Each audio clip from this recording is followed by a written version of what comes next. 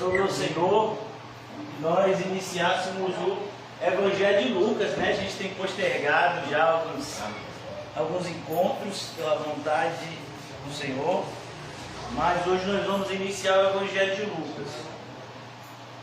Creio que vai ser uma jornada longa e proveitosa pela graça de Deus. Vamos abrir no capítulo 1 do Evangelho de Lucas e eu quero apenas fazer algumas colocações antes da gente começar a exposição do texto. O Evangelho de Lucas, como o próprio nome diz, né? Ele foi escrito por Lucas. Todos vocês sabem, Lucas é o único autor da Bíblia que não é judeu. E ele escreveu 2 livros que estão na nossa Bíblia, o Evangelho de Lucas e o livro de Atos. Eles foram escritos como único volume, né? Dividido em 2 partes, por assim dizer. Primeira parte contando o ministério de Cristo e a segunda parte o poder de Cristo continuando através da igreja, né? Então a história basicamente é essa. Lucas escreve esse evangelho. Ele foi evangelizado pelo apóstolo Paulo. Lucas era um médico grego e ele foi evangelizado por Paulo e torna-se então um discípulo de Cristo e um cooperador do evangelho junto ao apóstolo Paulo. Mas nós não vamos nos aprofundar muito no estudo do Evangelho propriamente dito, Evangelho de Lucas. O nosso intuito aqui é estudar o texto mesmo.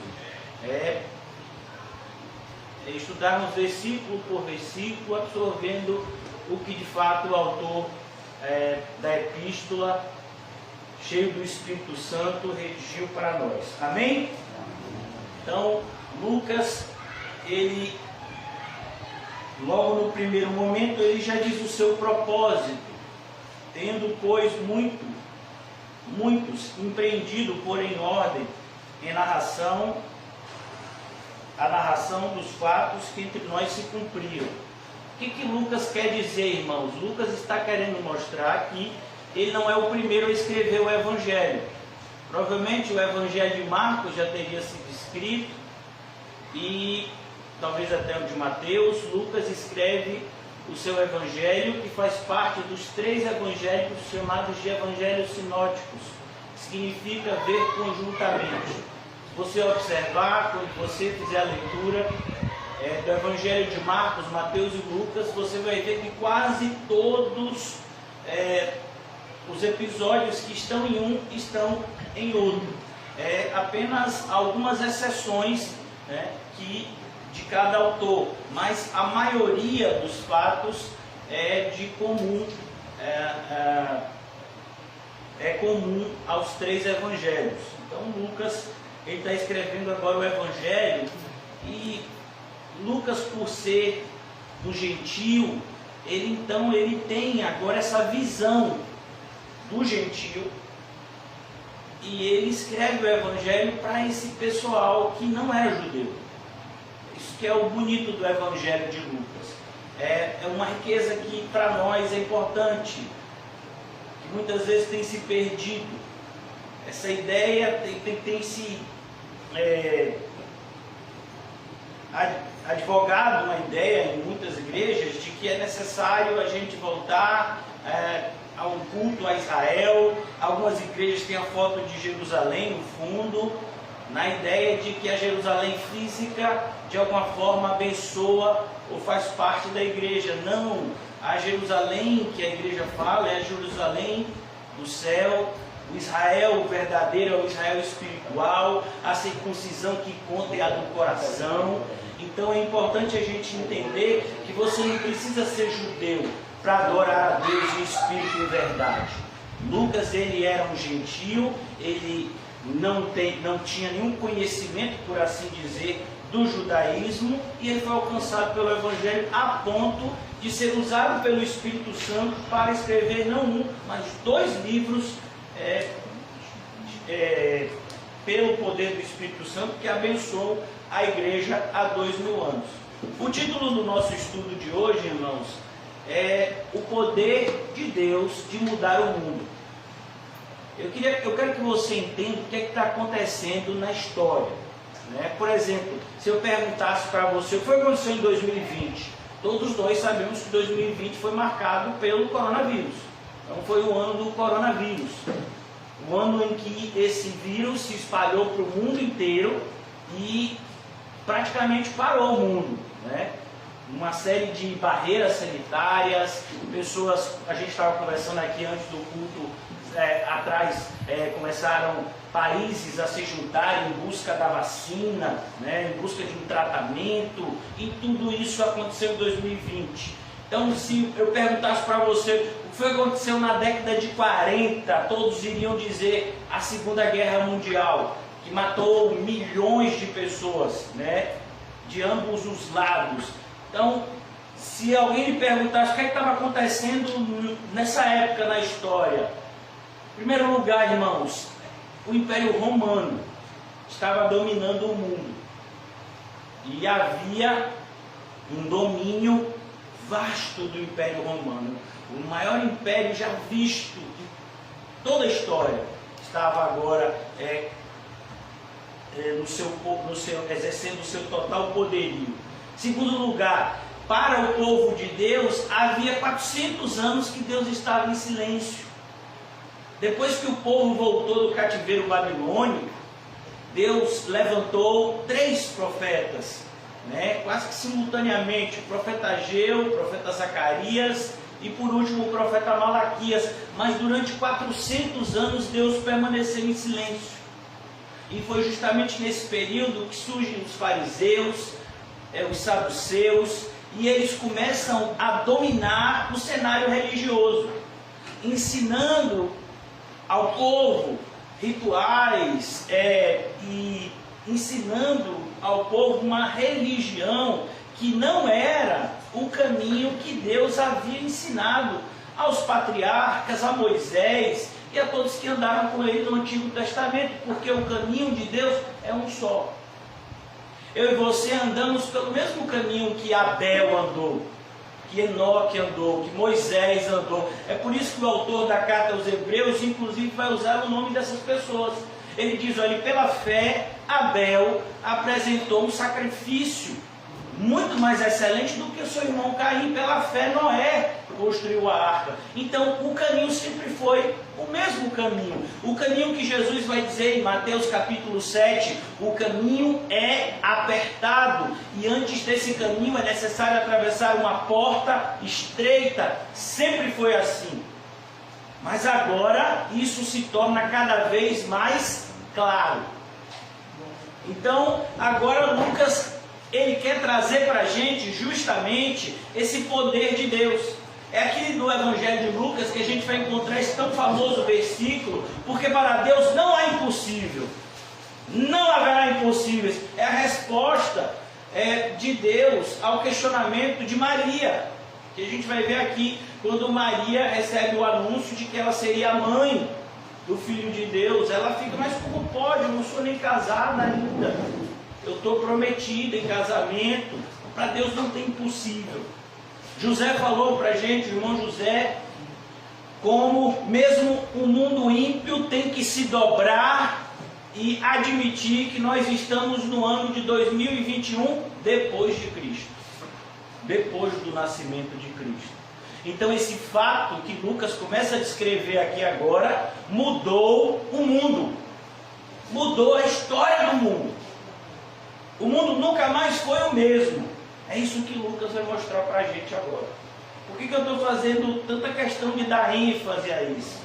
Porque eu e você precisamos cada vez mais nos lembrar desse atributo de Deus, a sua onipotência, principalmente em momentos como esse que estamos vivendo, onde parece que nós estamos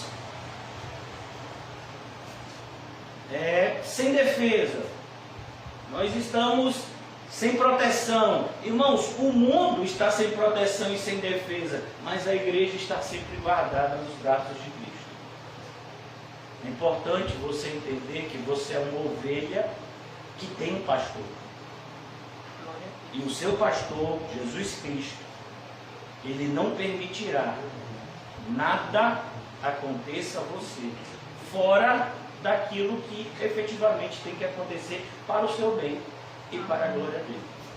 Então o Evangelho de Lucas, ele traz isso, esse poder de Deus entrar na história e mudar a história de maneira, num primeiro momento, imperceptível. Esses fatos aqui descritos por Lucas são fatos que ninguém deu muita importância. Tá nascendo um menino lá. Herodes ficou meio chateado, mandou matar as crianças daquela região, mas depois parece que ele esqueceu do fato.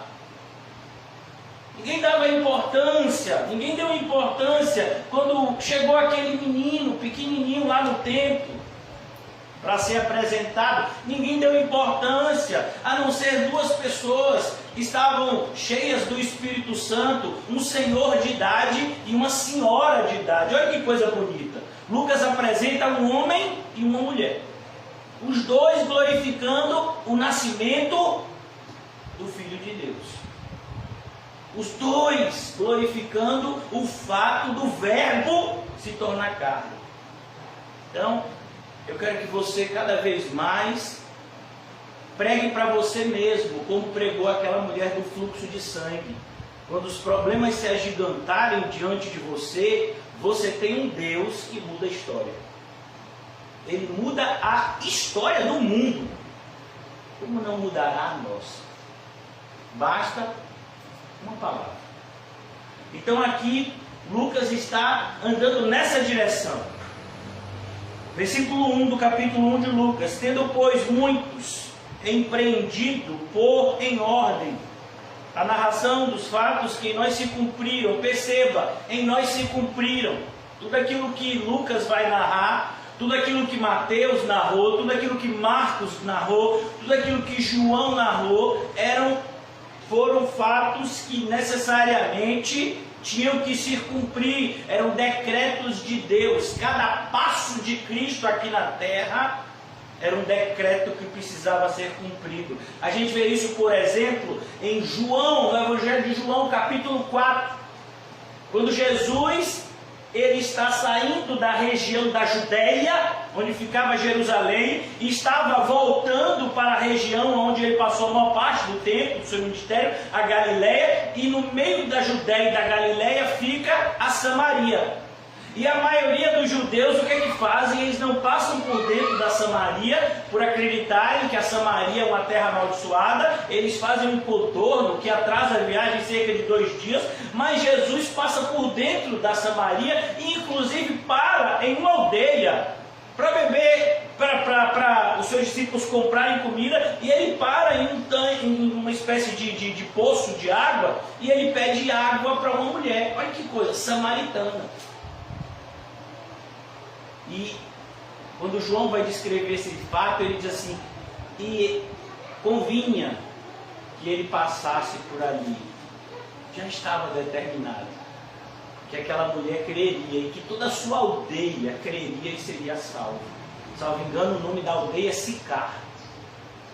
Então, tudo o que está descrito nesse evangelho é o cumprimento das promessas eternas de Deus. Creia em tudo aquilo que Deus falou, porque Deus não é homem para que minta, e nem filho do homem para que se arrependa. Quando Deus fala algo, Ele faz, e ainda que sejamos infiéis, Deus permanece fiel, porque Ele não pode negar a si mesmo. Então no versículo 2 lemos: segundo nos transmitiram os mesmos que o presenciaram. E olha a humildade de Lucas. Lucas diz: eu mesmo não presenciei esses fatos, mas eu ouvi e redigi aos pés de pessoas que presenciaram esses fatos.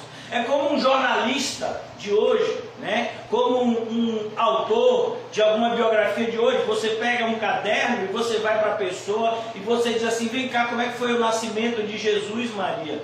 Maria diz: rapaz, Lucas, olha, eu estava em casa, eu não tinha nem me casado com José ainda, e aí apareceu um anjo. Maria descreveu muito provavelmente esses fatos para ele. As pessoas que vivenciaram esses fatos, elas foram procuradas por Lucas e elas falaram com Lucas acerca de tudo o que aconteceu. E perceba que Lucas é o único que fala da infância de Jesus. Lucas é o único que dá essa atenção especial ao período que antecede o nascimento de Jesus, para mostrar como tudo foi preparado por Deus. Nada aconteceu por acaso. Deus está no controle, Deus estava no controle, Deus continua no controle. Então ele diz, mais uma vez, segundo nos transmitiram os mesmos que presenciaram desde o princípio e foram ministros da palavra. Eles foram ministros. A palavra ministros, ela, hoje em dia, ela tem uma conotação pomposa, né? Então a gente ouve a palavra sempre associada a pessoas que têm poder e dinheiro. Então, ministro de justiça, ministro da justiça, ministro da fazenda, ministro da economia. Não, mas a palavra ministro, no seu significado etimológico, original, tem a ver com a ideia de serviço. Qual que é serviço? E muitas vezes a palavra ministro é usada até para serviços que eram praticados à época por escravos. Então, era a tradução de palavras como a palavra douros, como a palavra, outra palavra que fala do escravo das galés, que eu sempre me esqueço, José sabe, Rui Pereta, né? Então muitas vezes a palavra ministro que a gente lê no Evangelho é a tradução dessas palavras do grego, douros. A palavra também muitas vezes traduzida como ministros é a palavra, o gato que sempre assiste os cultos da segunda-feira, ele passou aí de novo, é o mesmo, ele dizendo, cadê eu contigo? E depois passa para lá.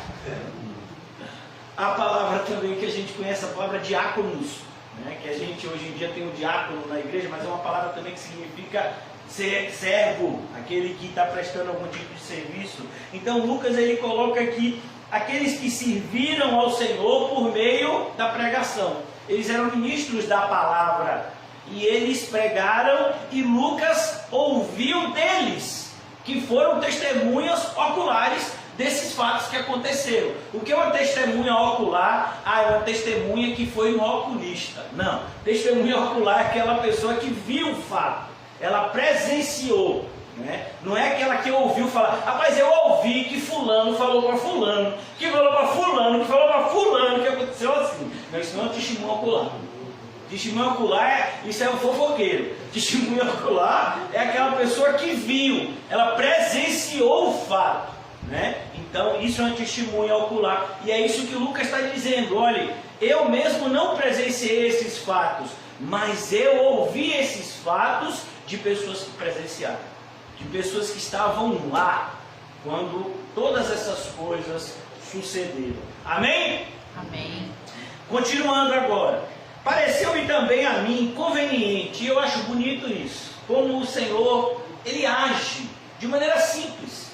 Às vezes a gente pensa que para fazer algo da parte de Deus tem que ter um relâmpago, né? A luz tem que se apagar e depois acender de vez. Às vezes a gente acha que a gente tem que ter um friozinho na espinha. Não, irmãos, é sim. Servir a Deus é uma coisa simples. O Senhor fala no seu espírito e diz, olha meu filho, comece uma obra naquele lugar. Você não sentiu choque, você não se tremeu todo, a luz não se apagou, você não ficou tonto, mas Deus te direcionou a isso, Deus te mostrou o caminho, por meio da sua mente está conectada a Cristo. Quando a Bíblia diz que nós e Cristo somos um, é isso, irmãos. Nós não precisamos, como as pessoas hoje, né, buscam tanto, como antigamente, sinais. Não, rapaz, eu acho que isso é de Deus, porque assim, quando o pastor falou, me deu um choque, eu me tremi todo. Será que não foi um terremoto? Será que você não tomou um choque porque você pisou no fio que estava desencapado? Né? Então aqui Lucas não, Lucas ele está escrevendo porque servir a Deus, fazer as coisas para Deus tem que ser algo natural na nossa vida. Por que você, por exemplo, vai perdoar? Você precisa receber um sonho ou uma visão de anjo para perdoar? Precisa? Por que você vai perdoar? Na Bíblia está escrito que você tem que perdoar. Por que você vai fazer o bem àqueles que te fazem mal? Por quê? Porque um anjo te revelou isso? Não, a Bíblia te diz que é assim que tem que fazer. Por que você vai pregar a palavra de Deus? Porque um anjo te revelou que você tem que pregar a palavra de Deus? Não, você ouviu da Bíblia, ir por todo mundo e pregar o Evangelho a toda criatura. Parece que a gente fica esperando que alguma coisa fantástica aconteça, né? Alguma coisa fantástica aconteça, sabe? Não, eu estou esperando ainda aquele momento. Olha, eu me arrepio, quando eu ouço uma pessoa que diz assim: não, pastor, eu ainda estou esperando Deus testificar o meu batismo. Eu digo: pronto. Como é a história, meu irmão? Estou esperando aquele momento que Deus vai testificar que eu tenho que ser batizado. Então você ainda está indo para o inferno? Eu não, eu estou crendo em Deus. Não, você não crê não, você não quer se batizar. Não é porque Deus não deu ainda aquela testificação. Ah, então quer dizer que você ainda não sentiu que é filho de Deus. Você acha que é filho do cão. Não, pai, esse pastor é todo exagerado. Ele é todo assim, né? 880, né, irmão? Meu filho, é porque a Bíblia é assim, ou é treva é luz. Por que você se batiza? Porque a Bíblia diz que aquele que crê e for batizado será salvo. Quando as pessoas perguntam para Pedro: o que temos que fazer, Pedro? Arrependam-se e sejam batizados. Não, estou esperando ainda um sinal para poder eu ser batizado. Não, meu filho, o sinal está na Bíblia. Então a mesma coisa o Lucas aqui. Lucas era uma pessoa erudita, era uma pessoa que sabia escrever, ele sabia falar vários idiomas, e Deus usou isso para a glória dele. Inclusive Deus usou os dotes da medicina para Lucas ajudar tantos irmãos, né, que a gente nem imagina. Pareceu-me também a mim conveniente de escrever-os a ti, ó excelentíssimo Teófilo. Eu acho interessante que em relação a isso existem várias teorias, e assim, me perdoe, mas eu acho todas elas extremamente elitistas, né? Para usar uma palavra assim mais tranquila. A palavra Teófilo, irmãos, ela significa filho de Deus. Teo significa, a palavra Teófilo significa aquele que ama a Deus, né? Como por exemplo a palavra filosofia fala aquele que ama a sabedoria, né? Aquele que é amigo da sabedoria. Então a palavra Teófilo é aquele que ama a Deus, aquele que é filho de Deus. Lucas está escrevendo para quem? Para todo cristão. Todo cristão é um Teófilo. É uma pessoa que ama a Deus. É uma pessoa que é amigo de Deus.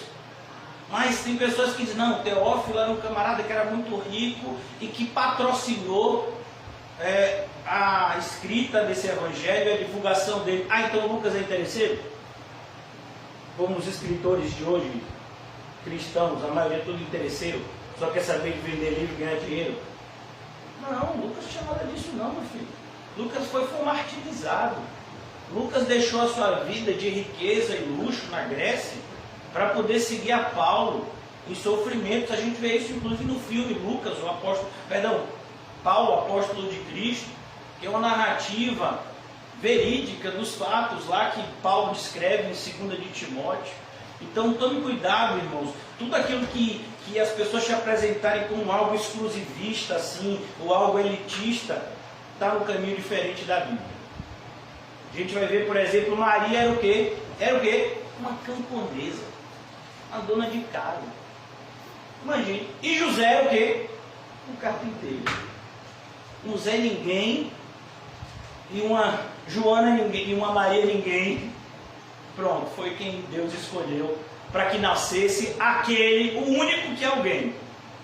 Então cuidado, irmãos, com as apresentações que são feitas hoje em dia, apresentações rebuscadas, que trazem sempre com intuito, sempre no fundo, é a vontade do homem de ganhar dinheiro usando o nome de Cristo, como Judas fez.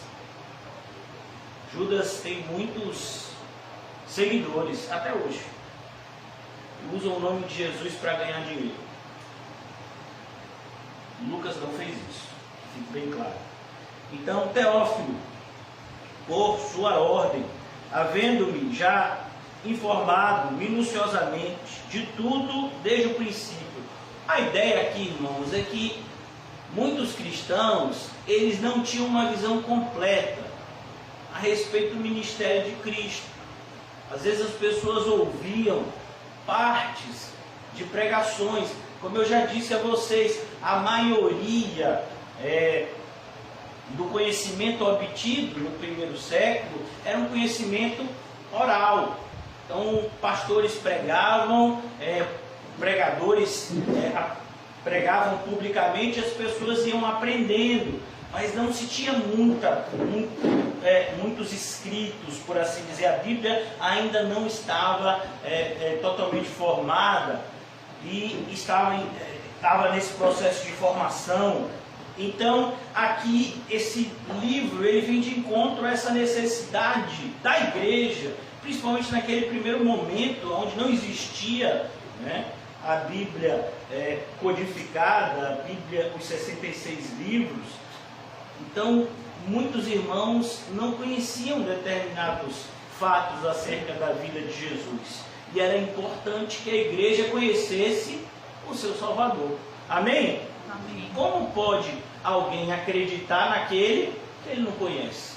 Não é o que Paulo vai dizer aos Romanos? Então aqui Lucas também está dizendo nessa mesma direção. Versículo 4: para que conheças a certeza das coisas que já estás informado. Então a ideia é de que a igreja conhece a Jesus, mas que quem conhece a Jesus tem uma certeza. Qual é? Que precisa conhecer muito mais. Então, se a gente lê esse Evangelho de Lucas 1000 vezes, na 1001ª, a gente vai dizer: meu Deus, eu não vi isso daqui. É sempre assim, a palavra de Deus é viva e eficaz. Cada vez que a gente lê esse Evangelho, irmãos, olha que coisa interessante. Quando você se olha no espelho, tem alguém que tem um espelho em casa há mais de 10 anos? Tem alguém aqui? Eu tenho. Até porque minha casa, eu moro na mesma casa há 15 anos e nunca teve uma reforma. Eu tenho um espelho lá, que às vezes está até meio rebuscada essa imagem. Então você pega aquele espelho, você olha, às vezes, o espelho é o mesmo, mas a imagem que você está vendo é a mesma? Você não é mais a mesma coisa. Os meus cabelos então são mais os mesmos. Mas o espelho é como é a palavra de Deus. Você está lendo a Bíblia, ela é a mesma, não é a mesma? Mas você não é mais o mesmo. Aí você olha aquele versículo e diz: meu Deus, como isso é importante. E da última vez que eu li, eu não dei tanta importância como deveria a esse fato. Como eu me deixei levar por determinadas coisas. Então, à medida que a gente vai lendo a Bíblia vai nos transformando. Por isso, quanto mais a gente lê a Bíblia, mais transformado a gente é. A imagem e semelhança de quem? Daquele que é a palavra. Cristo Jesus, que é perfeito. Amém? Amém. Então, por isso que tem muita gente que não gosta de ler a Bíblia. Porque a Bíblia é um espelho. E às vezes ela revela a imagem que a gente não está querendo ver. Né? Versículo 5. Existiu no tempo de Herodes, olha que coisa interessante, existiu no tempo de Herodes, rei da Judéia, um sacerdote chamado Zacarias. Isso é bastante interessante porque Lucas, ele é o único dos evangelistas que traz determinados fatos que conseguem posicionar cronologicamente, de maneira exata, o nascimento de Jesus. A gente vai ver mais adiante, ele vai falar do recenseamento, ele vai falar, por exemplo, desse rei Herodes. Muitas pessoas dizem: mas a Bíblia está cheia de erros, porque ela foi escrita por homens. Você sabia que nenhum livro no mundo foi tão examinado quanto a Bíblia, no sentido de provar que estava errado, não examinado no sentido de querer aprender? Muitos inimigos da Bíblia, por assim dizer, pegaram esses escritos e literalmente comeram ele, foram às fontes pesquisar com o intuito de querer dizer que essas palavras aqui eram fictícias, e todos eles quebraram a cara. Porque se você for nos livros históricos, livros que não tem nada a ver com a Bíblia, livros que não tem nada a ver com religião, você vai ver que essas pessoas de fato existiram.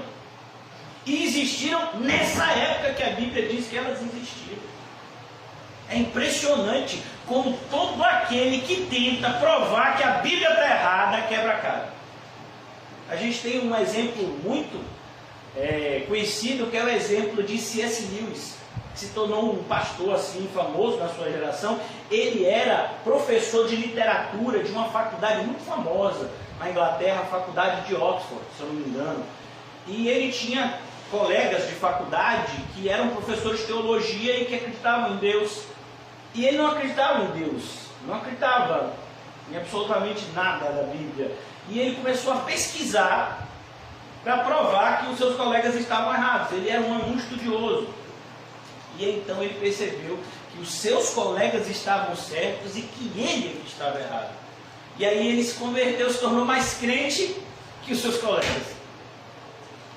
E escreveu vários livros, né? Falando a respeito dessa experiência do cristianismo, da sua visão de cristianismo.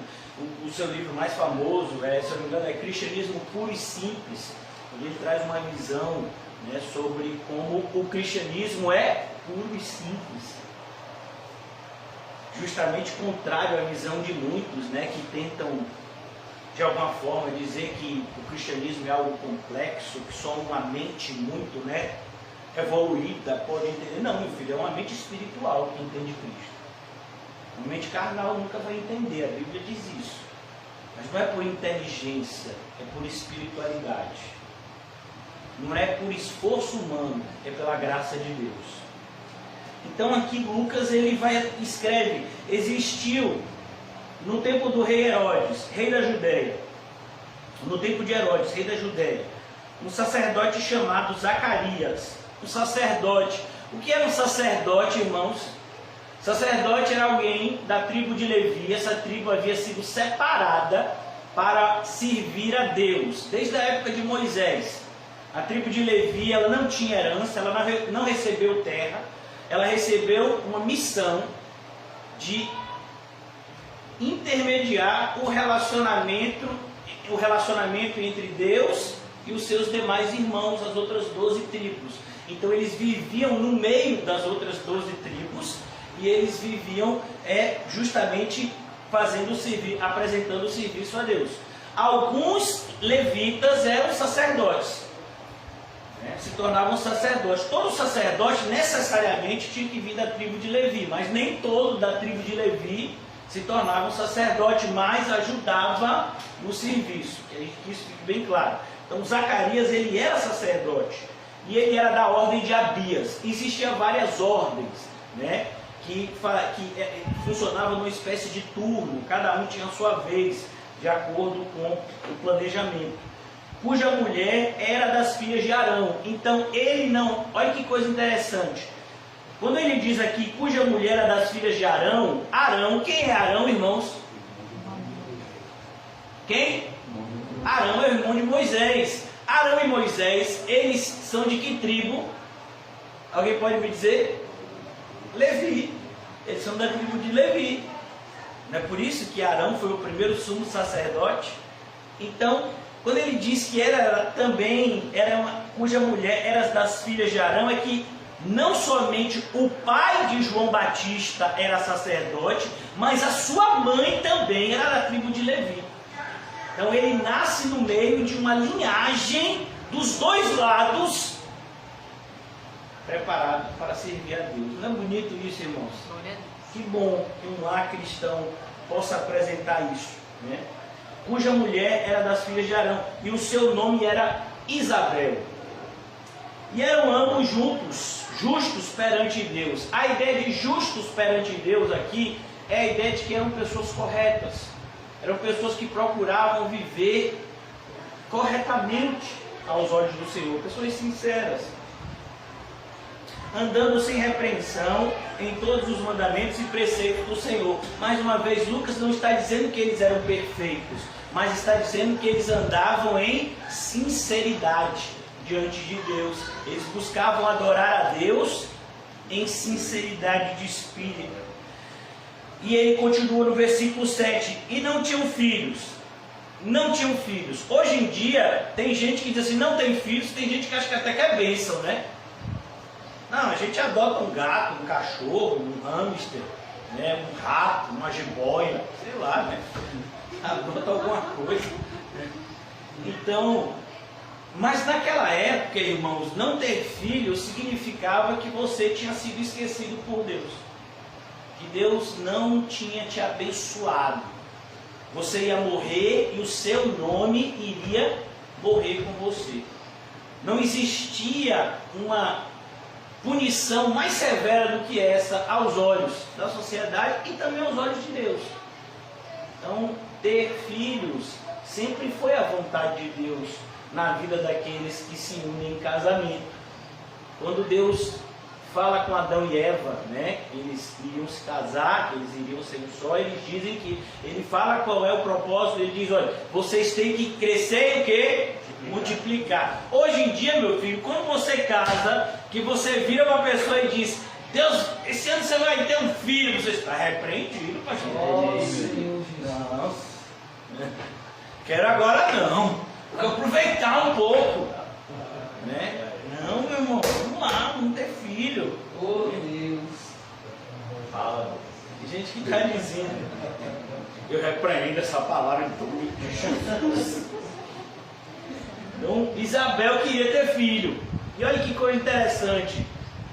Eles eram idosos. E o anjo vai conversar aqui com Zacarias daqui a pouco. E ele vai dizer, as suas orações foram ouvidas. Ele orava por isso. Ele orava por isso. A ideia aqui, irmãos, é você orar não por aquilo que te agrada, mas para você orar por aquilo que na sua vida agradaria a Deus. Você já parou para pensar nisso hoje? O que se acontecesse na sua vida hoje agradaria ao Senhor? Você ora por isso? Você ora para se tornar uma pessoa mais espiritual? Para ter mais coragem para evangelizar? Para ser uma pessoa mais generosa, para ser uma pessoa mais amorosa, para ser uma pessoa menos rancorosa. Você ora por isso? Então é isso que a Bíblia nos mostra. A gente tem que orar, irmãos, não por aquilo que agrada, não por aquilo que vai melhorar a nossa vida, mas por aquilo que agrada a Deus. É isso que a gente aprende no livro de Tiago. Olha, vocês têm orado, vocês têm pedido mal, vocês têm pedido para agradar a si mesmo. Não é assim que a gente ora. Tem que pedir para agradar a Deus. Essa é a oração que agrada ao Senhor. Que a gente receba esse alerta hoje. E aconteceu que exercendo ele, versículo 7, e não tinham filhos, porque Isabel era estéril. Olha que coisa, Isabel era estéril. E era uma marca para a mulher isso, uma marca negativa. Né? Olha que coisa interessante. Pessoas que eram justas, mas que socialmente eram vistas como amaldiçoadas. A mesma coisa aconteceu com quem? Com Jó. Jó era um homem íntegro. Quem foi que disse isso de Jó? Deus, o próprio Deus. Imagine, se Deus dá testemunho de alguém, você vai acreditar, né? Foi Deus que falou, irmão. Jó era íntegro, Jó se desviava do mal. O mal vinha para Jó, Jó parecia que... Vocês não são dessa época não, tinha um joguinho de videogame na minha época.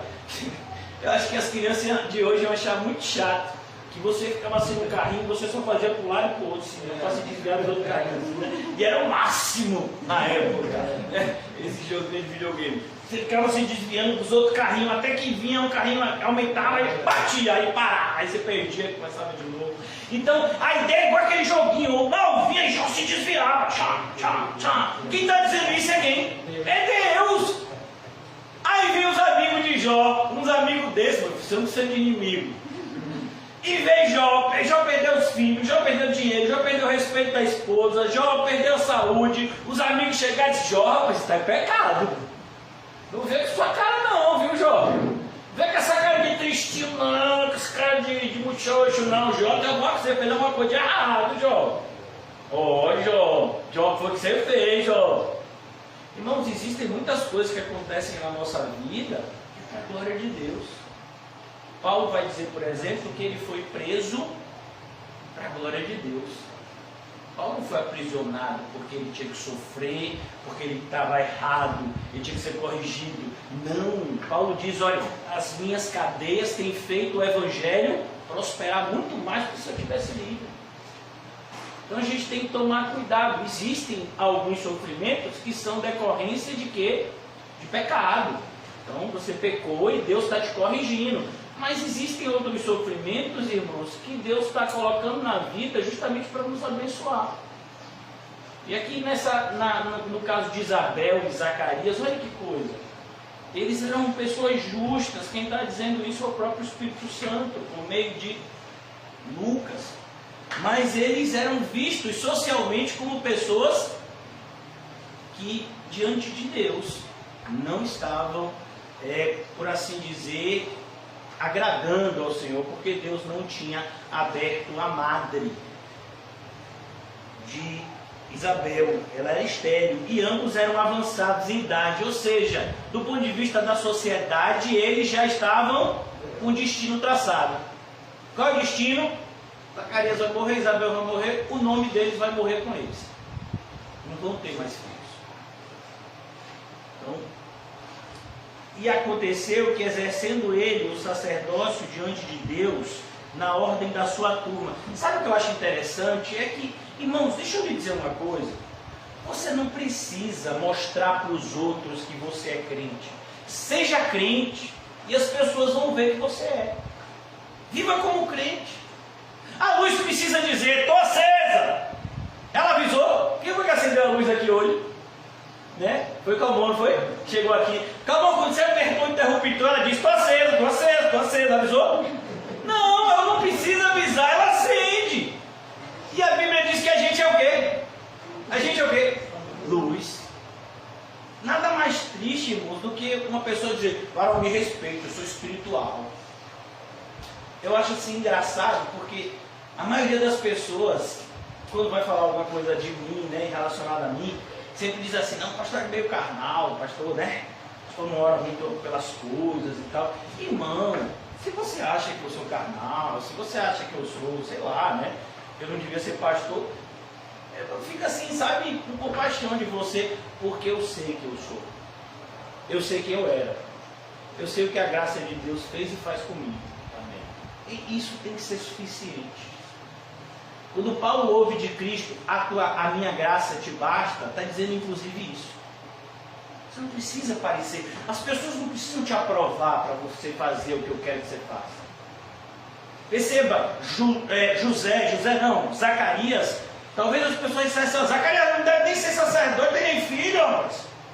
A mulher dele é estéril, com certeza deve estar em pecado.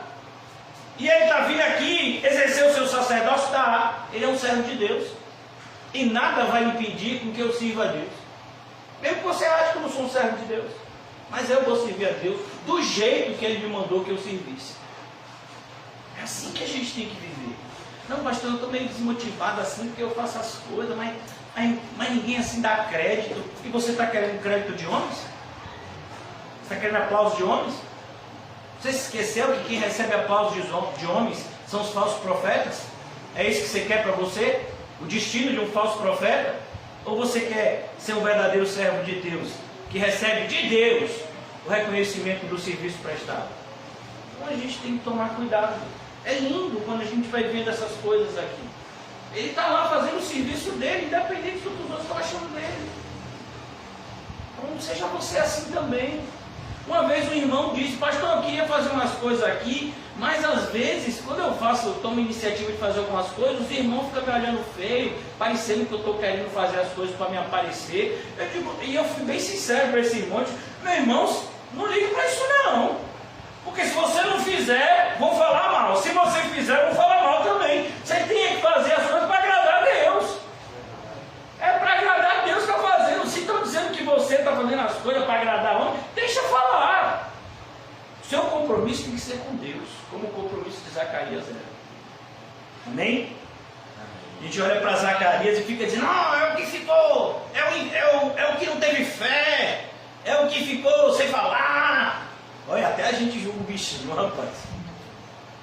Rapaz, a gente sendo ruim, viu? Eu não vou dizer igual a Paulinho, não. A gente sendo tudo crente, não. Eu vou dizer, a gente sendo ruim. Até hoje, a gente fala mal do bichinho. O bichinho já era mal falado na sua época. Que hoje ainda a gente fala mal dele. Que nada, Arão, não acreditou no anjo? E você acreditaria? Você fugiria igual um doido. Eu queria que você estivesse na sua casa e aparecesse um anjo. Galera, a carreira que você não dava. Ninguém lhe pegava. A gente, meu filho, quando vê uma fumaça diferente, a gente já se treme todo, imagina um anjo. Cuidado. Ai, Jesus. E aconteceu que, exercendo ele o sacerdócio diante de Deus. E diante de quem? Deus. Diante de quem? Deus. É bonito isso, né, irmão? Por quê? Porque nessa época de Zacarias, a maioria dos sacerdotes já haviam apostatado. Você vê isso quando Jesus chega no templo e diz: vocês, em vez de tomarem conta do templo, vocês fizeram da casa de meu pai um covil de ladrões e salteadores. Mas, epa! Tinha uma exceção, viu? Zacarias. Cuidado quando você falar, nenhum pastor vale nada. Meu filho, eu não sei qual é a experiência que você tem, mas eu sou pastor e eu sirvo a Deus com a consciência tranquila. Ah, os pastores só estão atrás de dinheiro. Nunca pedi dinheiro a ninguém. Ninguém nunca teve que esconder a carteira de mim.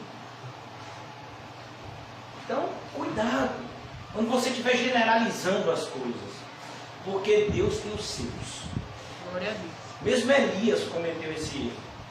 Elias disse: Senhor, só sobrou eu. Elias, não é assim não, Elias. Eu reservei para mim 7.000 joelhos que não se dobraram a Baal, viu, Elias?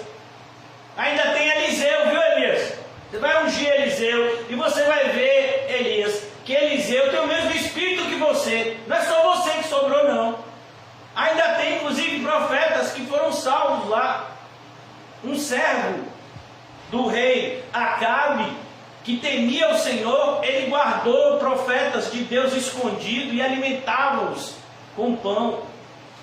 Então, cuidado, quando você generaliza, a gente encontra muitas pessoas que dão essa desculpa: eu saí da igreja porque na igreja só tem gente hipócrita, eu saí da igreja porque os crentes são tudo falso, eu saí da igreja porque os pastores não valem nada. Nada disso. Quem está dando esse tipo de desculpa é ele, que não quer nada com Deus. E aí usa esse tipo de desculpa. Cuidado para que você não seja assim. E se muitas pessoas com essas histórias: ah, pastor, eu saí de algumas igrejas porque tive experiências horríveis e assim eu tenho... meu filho, mas para ter a oportunidade de chegar em uma, aqui está todo mundo querendo agradar a Deus. Se você quiser se juntar, vamos lá. Então, não tenha vergonha de testemunhar o que Deus tem feito na sua vida. Não você, não eu, mas Deus. É isso que Paulo diz: a graça de Deus que opera em mim. É isso que faz com que eu trabalhe mais do que os outros 12 juntos. A graça de Deus, como Paulo diz em 1 Coríntios 15. Então, versículo 8: e aconteceu que, exercendo ele o sacerdócio diante de Deus, na ordem da sua turma, havia organização. Ele não foi na hora que ele quis, havia ordem e decência. Nas igrejas de hoje parece que você pode fazer o que você quiser, na hora que você quiser, que o espírito hoje em dia parece que é desordeiro. Olha, irmão, cuidado.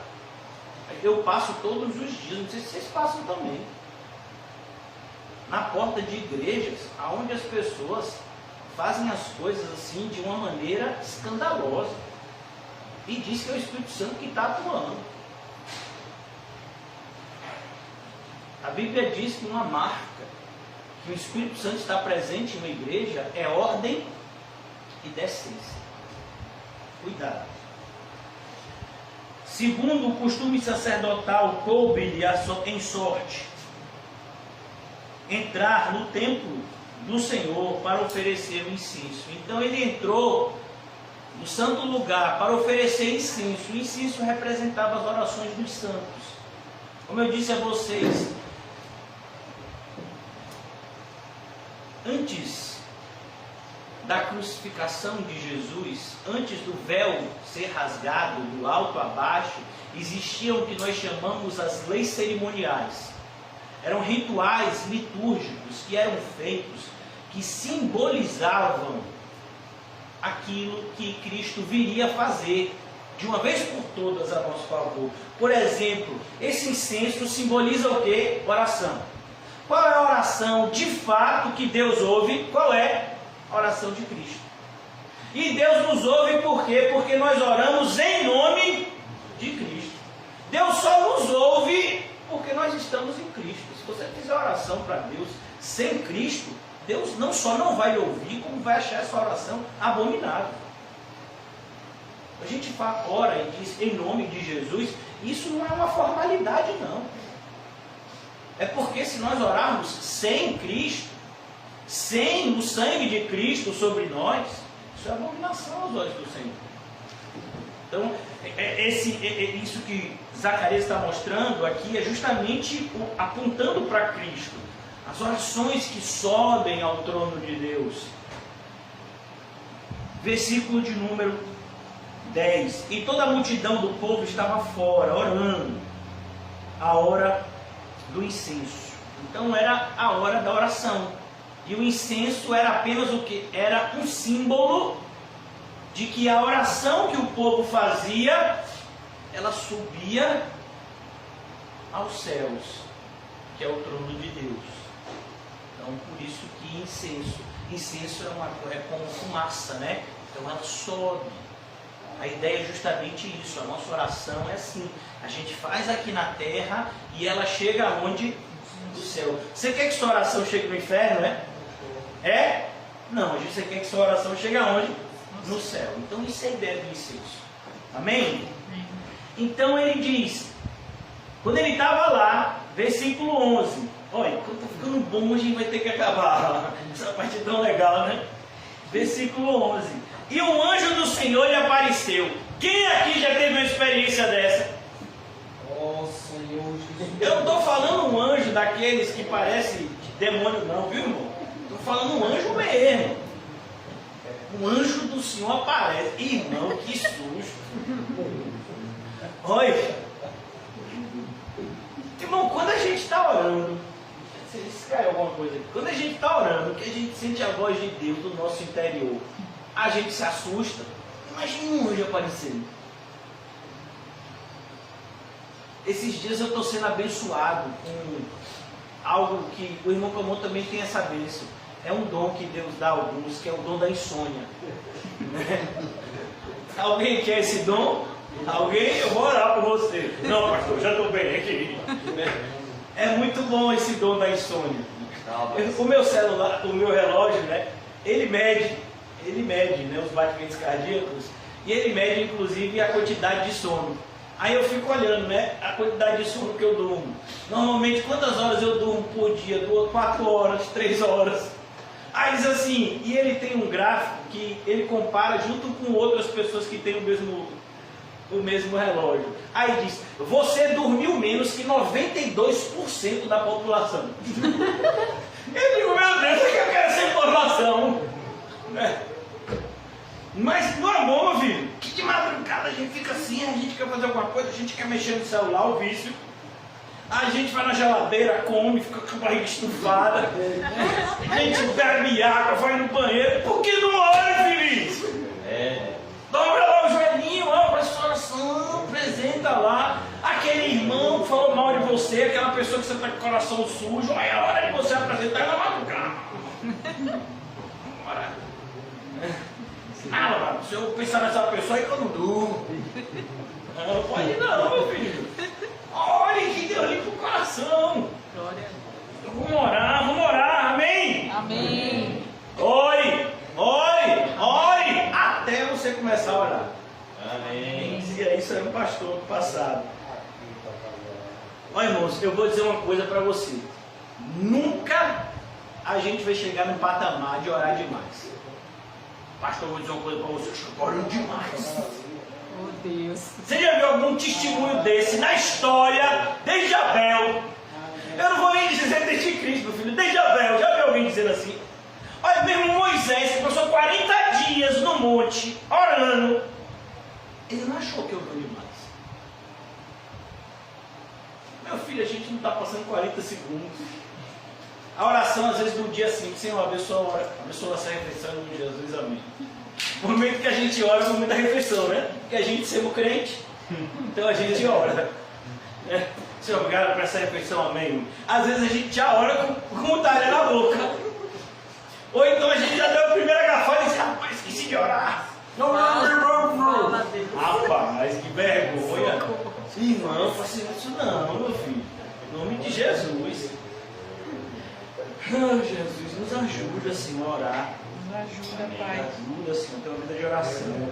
Verdade. Nesses momentos de oração, irmãos, que a gente tem essas experiências espirituais maravilhosas.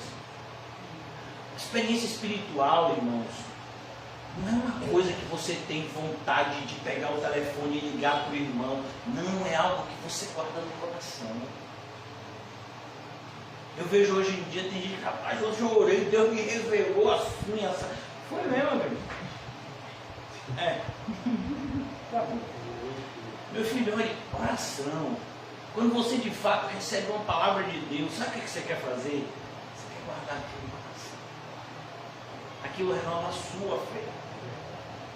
Esse tipo de revelamento que a gente tem visto hoje, não tem nada de Deus. Nada. Você precisa ter a sua fé edificada na oração. Glória a Sua vida de oração. Amém, Jesus. Um anjo do Senhor lhe apareceu posto em pé, à direita do altar do incenso. À direita é sempre a mão, o lado de Deus, quando Deus está agindo. A mão direita de Deus, o lado direito. Então o anjo apareceu, a ideia aqui é, eu vim fazer algo que Deus mandou. À direita do altar do incenso. Eu vim aqui responder a oração. Sabe? Essas orações que têm subido há tantos anos, eu vim aqui responder. Não é bonito isso? É tão bonito a gente entender que existe uma escada. Quando a gente vê lá no final do Evangelho, no capítulo 1 do Evangelho de João, a mesma escada que Jacó viu. E diz assim, e eu via os anjos subindo e descendo. Desce também, vou falar com a gente. Vou dizer, olha, o negócio é o seguinte, vamos aí, ó. De outro lado. O negócio aí fica muxoxo, muxoxo. Não, a alegria do Senhor é a nossa força. Vamos lá. Tá difícil. Pode piorar, cuidado. Em tudo é graças. Porque essa é a vontade de Deus para nós. Tomou a injeção, vai graça. Não tomou, vai graça. Tudo dá graça. E Zacarias, vendo, turbou-se. A ideia de turbou-se aqui, meu filho, ficou com medo. Agora você imagina. Irmãos, eu gosto dessa frase do irmão Paulinho. A gente sendo crente. Essa é uma frase que é característica do irmão Paulo. Nós somos cristãos. Amém? Amém. E se Jesus quisesse falar com você hoje, de maneira audível, no seu quarto em secreto? E aí, como seria Reginho? Meu filho, você ia ver gente andando de bicicleta de madrugada. Irmãos, a gente fala às vezes assim, né? O mundo espiritual é real. Quem acredita nisso? Mas quando a gente começar a ver isso, tem muita gente que vai querer o quê? Que nada, mano, eu quero dar de ré. Eu prefiro quando eu não via. Agora que eu vejo, que eu sei dessas coisas, eu me assusto. Eu já falei isso para os irmãos. Olha, quando eu era pequeno, mais novo, eu tinha muito medo de filme de terror, eu era até motivo de escárnio. Na minha época não tinha essa expressão bullying, não, né? Bullying é essa expressão chique que apareceu por agora. Não, na minha época dizia assim, as crianças estão pegando no pé de fulano, né? Então, hoje que diz, não é bullying, né? Procurar o que fazer, irmão. Seja crente, né? Então, até meus parentes ficavam pegando no meu pé porque eu não gostava de ver filme de terror, não. Eu ficava sem dormir, né? Tinha um filme mesmo que tirou meu sono durante meses. E olha que eu só vi uma partezinha de relance indo para a cozinha beber água. E foi A Noite dos Mortos-Vivos. Olha, irmão, um filme que se você ver hoje você dá risada. De tão mal feito que é. Mas eu fiquei aterrorizado. E aí eu vou dizer para você um negócio. Depois que eu comecei a ler a Bíblia, e depois que eu me tornei um cristão, eu olho para filme de terror, eu dou risada. Porque você quer ver eu ficar com medo, meu filho? Quer ver eu ficar com medo? É eu ler Mateus 25. Aí eu fico com medo. Que é parte, pastor?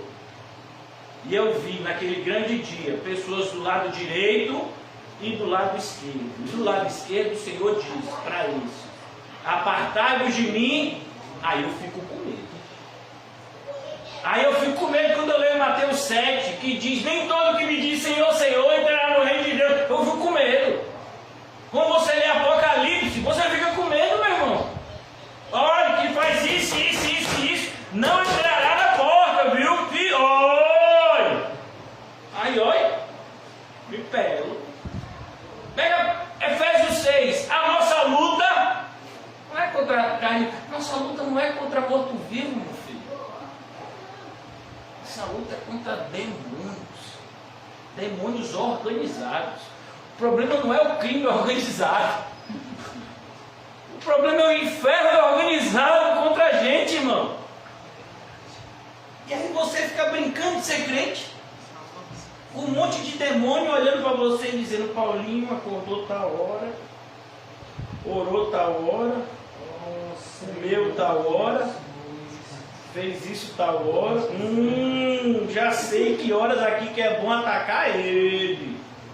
Já sei aqui qual é a área que se eu atacar ele vai perder os restos de cabelo que tem. Né? Você acha que os demônios não sabem disso, irmão? Hein? Você acha que eles não sabem? Então a gente tem que ficar atento. Quando a Bíblia diz orar e vigiar sem cessar, a Bíblia não está falando bonito. A Bíblia está falando de maneira necessária. Você acha importante limpar a mão com álcool em gel, usar máscara? Isso tudo é importante nos dias de hoje. Mas muito mais importante é você entender que você precisa vigiar e orar sem cessar, para não cair em tentação. Se não vigiar e não orar, vai cair? Não, já caiu. Já caiu. Esse negócio vai cair, não, já caiu. Quando você deixa de orar, você já está caído. Quando você deixa de vigiar, você já está caído. Estou falando essas coisas porque hoje em dia, irmãos, eu vou parar aqui. Amanhã, pela graça de Deus, o irmão José vai nos abençoar com a sabedoria que Deus tem dado a ele. Se Deus permitir, sexta-feira nós vamos continuar essa passagem. Mas eu queria que a gente saísse daqui com essa percepção, dessa visão do anjo aqui. A gente tem orado a Deus, amém? Se você é um cristão verdadeiro, você tem orado a Deus. Se você não tem orado ao Senhor, é porque você não é cristão. De maneira muito sincera. Sim, você tem orado a Deus, amém? Amém. Mas diante da sua oração, o que tem voltado para você da parte de Deus? Eu pergunto isso sempre às pessoas. Às vezes as pessoas me dizem, várias vezes, né? Pastor, está acontecendo isso e isso na minha vida, e aí o que eu faço? Eu disse: meu irmão, minha irmã, você orou? Orei, pastor. E Deus falou o quê? Deus falou para eu aguardar. E aí, pastor? Você está perguntando para mim? Deus já me falou. Você está perguntando para mim? Não foi Deus que lhe falou? Foi, pastor, Deus me falou. Disse: espere, confie em mim. E você está me perguntando o quê?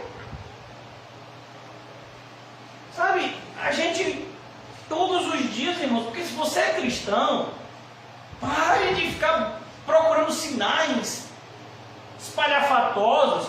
Deus fala assim com você, fala com você de maneira simples, como um pai fala com o filho. É assim que Ele fala conosco. Você ora, então tenha paciência para ouvir também o que Deus tem a falar para você, não somente na ministração da palavra, mas também na sua vida de oração. Porque eu fico assustado, e eu estou falando isso porque eu já ouvi também, nesses meus 10 anos de pastor, pessoas que dizem para mim: olha, pastor, Deus me disse assim, mas eu estou fazendo assado. Aí eu viro para essa pessoa e digo: você não tem medo disso não? Porque Deus já lhe falou para você parar de fazer isso, ou então para você começar a fazer isso. E você está me dizendo que deliberadamente você está escolhendo não fazer o que Deus já lhe revelou que é para você fazer. E você acha que Deus vai deixar por isso mesmo?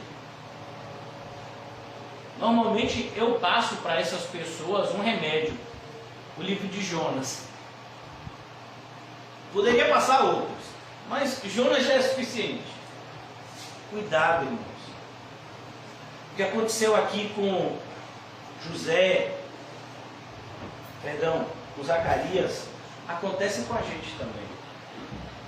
O problema é que muitas vezes a gente não tem dado ouvido a Deus. Deus tem falado com a gente. Deus tem nos direcionado amavelmente, como Ele fez com Noé. Tão bonito, está escrito em Hebreus. E Noé divinamente instruído. Porra, para falar em Noé, cadê Quinho? Deve estar construindo a arca, né? E Noé divinamente instruído. Eu me lembrei de Quinho, porque toda vez que eu falo isso, ele dá um sorriso. Noé divinamente instruído. Então você, meu irmão, nós estamos sendo todos os dias divinamente instruídos. A gente ora e Deus fala. E a gente às vezes faz o quê? Ah, Deus, agora não. Agora o quê, velho? Agora não. Deus mandou você cortar a mão e você não cortou.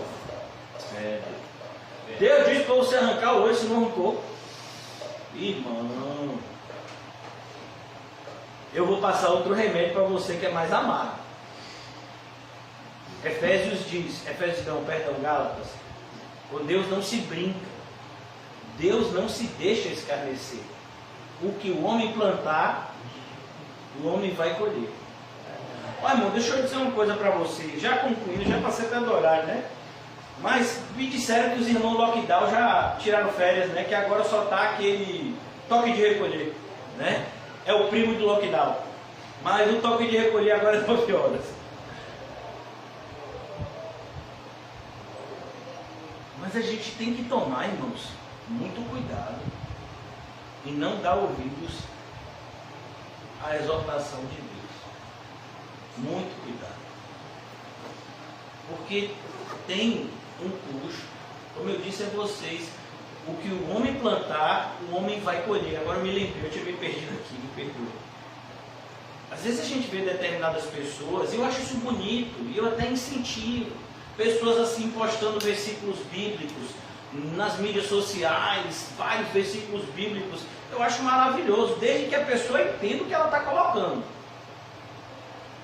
Eu acho isso muito maravilhoso. Mas assim, você sabia que a cada versículo que você coloca, você vai ser cobrado? Naquele versículo. Olha, irmão, quando uma pessoa bota numa mídia social 1 Coríntios 13, eu digo: ah, paz. Imagine essa pessoa sendo provada dessa passagem. No amor que tudo crê, tudo sofre, tudo suporta, tudo espera. Maravilhoso isso. Estou querendo desestimular, não. Eu estou querendo estimular você, mas eu quero estimular você da maneira correta. Dizendo que não é só falar, é viver. Não é só pegar um celular hoje em dia e botar. Não, vamos fazer isso também. É uma ferramenta que Deus nos deu, vamos usar isso para a glória de Deus. Mas a gente tem que entender aquilo que o apóstolo Paulo fazia, que os nossos irmãos do passado faziam. Não, nós vamos usar todas as ferramentas para a glória de Deus. Quando surgiu a imprensa, o que era a imprensa, irmãos? Alguém pode me dizer? Hoje em dia, quando a gente pega um jornal, é aquilo que é imprensa. Quando você roda, isso é aquelas letras lá, né? Sem que a pessoa tenha que escrever letra por letra, porque antigamente as cartas da Bíblia eram todas copiadas à mão. Aí surgiu a imprensa. Então olha que ferramenta. A gente pode usar isso para imprimir vários livros. Vamos usar isso para a glória de Deus. Vamos imprimir várias Bíblias. E muitos irmãos fizeram isso. Inclusive um ficou famoso. Morreu até por conta disso, martirizado. William Tyndale traduziu a Bíblia para o inglês e contrabandeava a Bíblia dentro de saco, né, de arroz, eu acho, para a Inglaterra. Depois ele foi entregue por um falso amigo, um falso cristão. Olha o perigo do falso cristão. E ele foi entregue e ele foi morto. Mas a gente entender que o fato da gente falar determinadas coisas, a gente tem que entender o peso disso.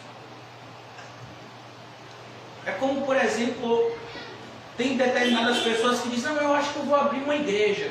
Amém, irmão? Você sabe o que significa isso? Tem gente que acha que abrir uma igreja, pronto, não. Eu vou mandar fazer um púlpito, eu vou comprar umas cadeiras, comprar uma caixa de som, um microfone e vou botar uma placa aqui, pronto, é igreja.